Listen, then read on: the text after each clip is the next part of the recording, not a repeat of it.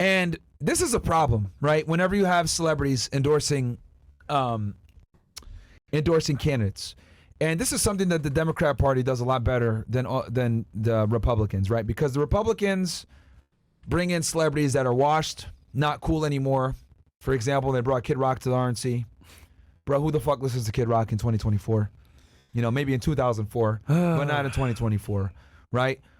The Democrats are able to always get the cool, more hip celebrities. And I saw this, I told you guys this back in July. Yeah. That Taylor Swift was going to be endorsing Kamala towards the end of, or that she was going to be endorsing Biden, you know, in the Democratic Party as we get closer to the election.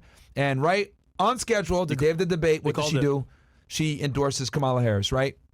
Because whether she was going to win or lose, she was going to have that Taylor Swift endorsement. Now, for some of you guys are like, you know, because if you guys are watching FreshandFit, you guys typically are going to be leaning a bit more right. You guys are going to be critical thinkers. You guys don't believe the bullshit narratives. You guys understand that thinking for yourself is important. Well, guess what the rest of America doesn't do? Think for themselves, my friends. And when you get celebrities like this that have major influence, right? Taylor Swift is huge. Didn't she just come from like international tour, sold it out? She can sway elections like this. And let's be real here. Her audience is predominantly women, and marketers know this is what companies compile data for. They know if you want to sell something to the population, who do you target? Ta-da! Women. So yep, you tell they're easier to fall to propaganda. They're easier to sway. Yeah, they're easier to manipulate when it comes to pushing certain narratives. But either way, we can all agree here that like sometimes they just move off of emotion, and as a result, if it sounds good, they're gonna follow it. So Taylor Swift's actual choice to vote for Kamala is gonna lead a bunch of people, especially women, down that path. So we'll see what the outcome is once the votes are counted. But this is a big push for Kamala's actual campaign. So we'll see what happens, bro. Yeah, I mean, you know, and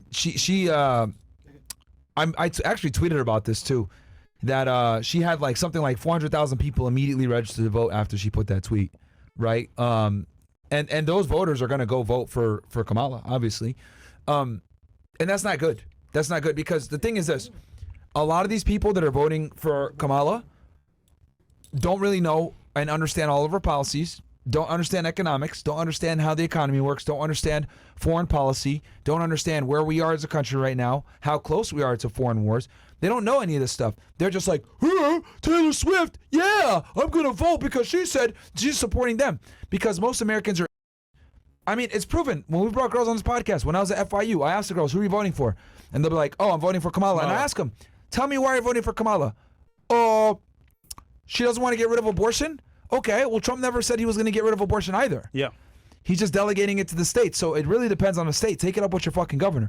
Oh, well, you know, and they don't really know anything. They don't really even know. Or the other girl, the one girl yesterday, I'm going to vote for Kamala. She had no fucking clue what her policies were. None. You know what's the scary part? They will not do their own research. Yes, they won't. They don't care to do their research. Taylor Swift is even saying it, do your own research. They're not going to do their own research. They won't. So yeah, I think we did a podcast with Andrew Wilson and Haas the other day, and we agreed on this point, me and Andrew, that yes, most Americans will not do the research or have the common sense to do the research. Yeah. And as a result, they're gonna vote for Kamala. It's what it is, bro. But she's a cooler candidate, and that's what people are gonna do. Yeah. And the other thing too, because people are low IQ, they'll say, "Oh, I don't like Trump. He's a terrible person." Why is he a terrible person? He's a he's felon. racist. He's a felon. Oh, he's a felon. And it's like, bro, like, see, big streamers, people are stupid, bro. that stream have People a are lot of stupid. pull, right? Yeah. Also do celebrities as well. But you know who their core audience is? People like that. Just saying. Stupid people. Yeah. People like that. Yeah. The biggest streamers all lean left, unfortunately. Yeah. They're woke idiots. That's why. Well, they're good people too. Some of them. We'll move on. Fresh pussy, man. No, they're losers. Yo, Guys, we're voting for Trump in 2024. Let's fucking go. Or on Twitch. We're not gonna go ahead Or on Twitch. and bend and fucking fold for these liberals, these Marxists, these communists. We're not fucking doing it, all right? The only way that we're gonna win is we gotta take the people that we gotta show up. Like, at this point, we just have to show up, all right? If you live in a battleground state, you live in Florida, you live in Michigan, you live in Arizona, you live in Pennsylvania, etc., you better fucking go vote, man. And you guys know who you better fucking vote for. You guys go vote for Kamala, you're a fucking dummy. It's an L, all right? If you guys notice, she bragged during the debate that 200 Republicans supported her. You know who those Republicans are? Huh? Do I need to remind you who these guys are? Dick Cheney, George Bush, Bill Kristol. Do these names sound familiar? These guys are all fucking neocons that sent us to war after 9/11. They sent us to Iraq. Weapons of mass destruction. Bro, it was all a fucking lie. All right? And this is a day, literally, it's what, the day after 9/11?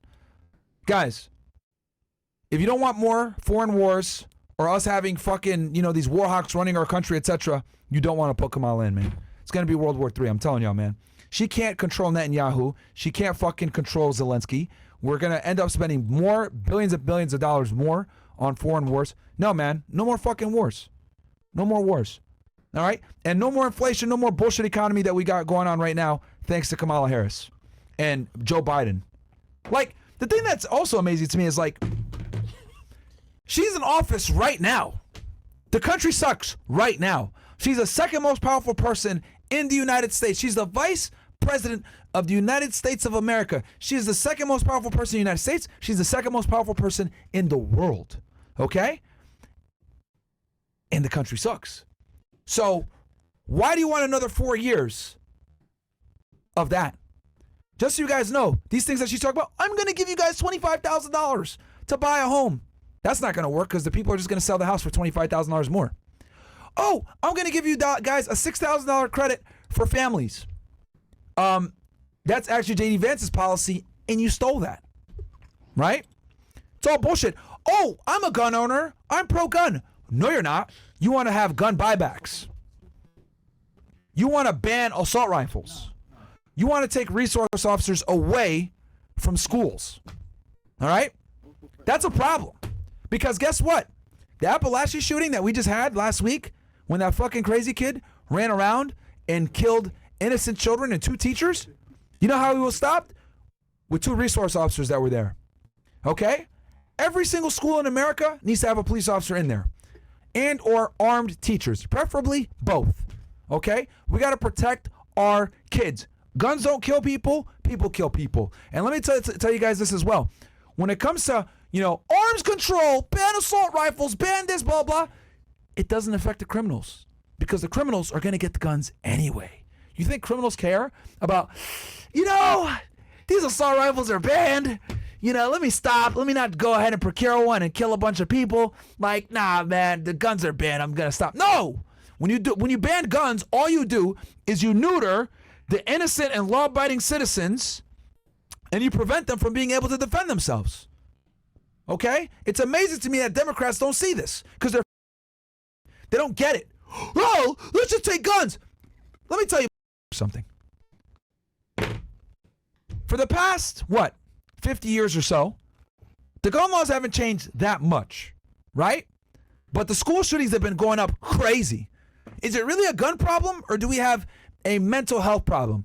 Do we have a fucking parent problem? Do we have a family problem? I'll tell you guys where these school shootings are coming from. They're coming from the destruction of the nuclear fucking family.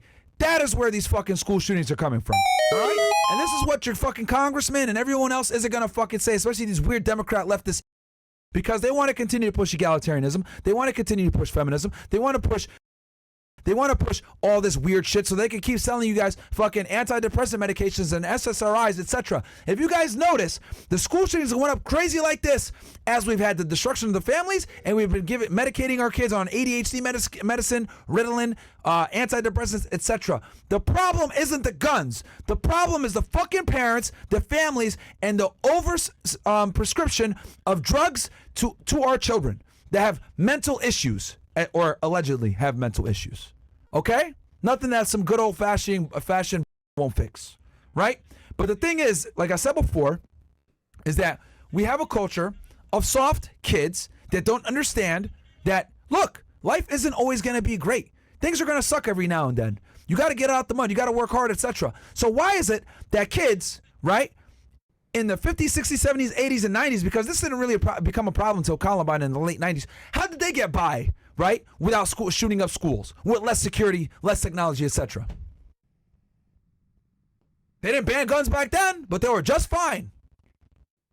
I'm telling you guys, feminism led to destruction of the family. Destruction of the family led to no fathers in the household. No fathers in the household means no discipline. No discipline means rambunctious kids. Rambunctious fucked up.